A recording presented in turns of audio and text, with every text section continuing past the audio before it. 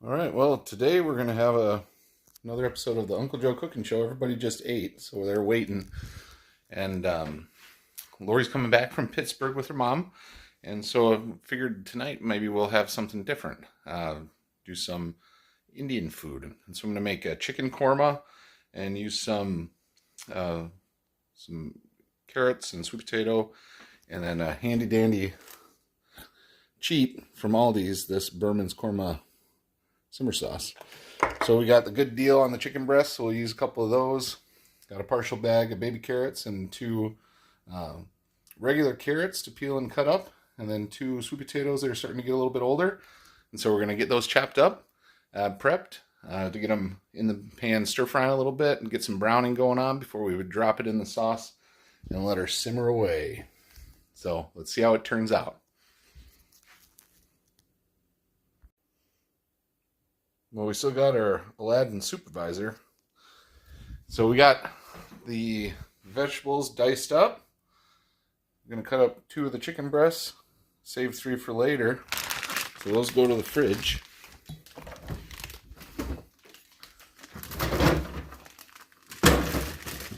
While we're in here, we're going to grab a little bouter, unsalted, so we can get this cast iron screaming hot a little bit, get a little browning going on that chicken, and I'll show you what that looks like as we're starting to bring it all together. So we got the chicken working away. We're going to season at multiple layers, and so on there we got some salt, some pepper, some garlic powder, and some cumin. Now we're going to dump in our veg on top and start getting that heated up just a scotch. Before we transfer it over to actually probably a bigger pot than that. I think I'm going to need the bigger pot. But all is well. So I'll show you what it looks like once we're getting a little bit cooked down, a little bit brown. Overall, it's going to be pretty tasty, I suspect. He's taking a water break now. Hey, so we've got the meat and the veg roasting away here. We got a little bit of browning going on, releasing a lot of moisture. The sweet potato's already starting to get a little bit cooked. So now I'm going to take and transfer it to this larger pot vessel that I have a lid that I can use, and we're going to get her simmering. Let the simmer sauce do its thing.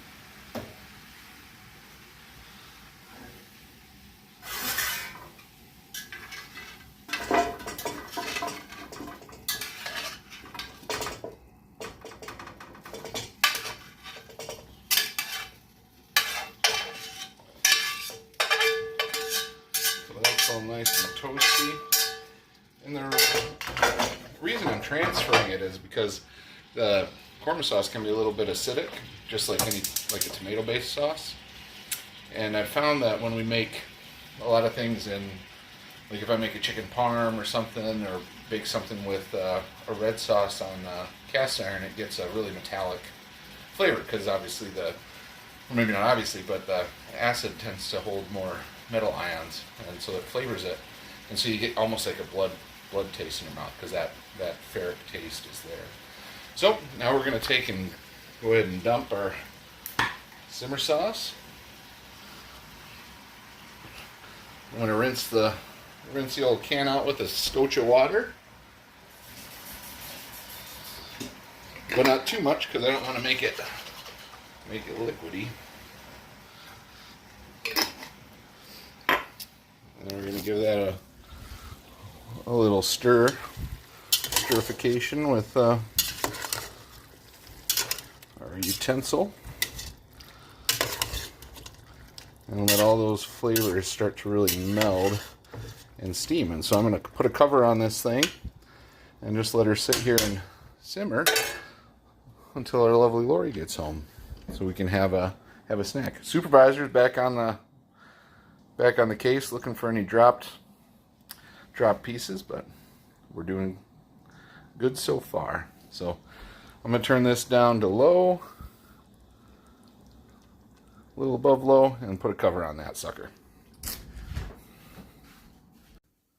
All right, so we got our little supervisor Aladin still scrounging, looking for stuff. We'll let it simmer for a while. I had to move it to the back burner because this burner, even on low, was boiling a little too much. But now I've turned it off to allow it to thicken a little bit, and it looks like it's about right.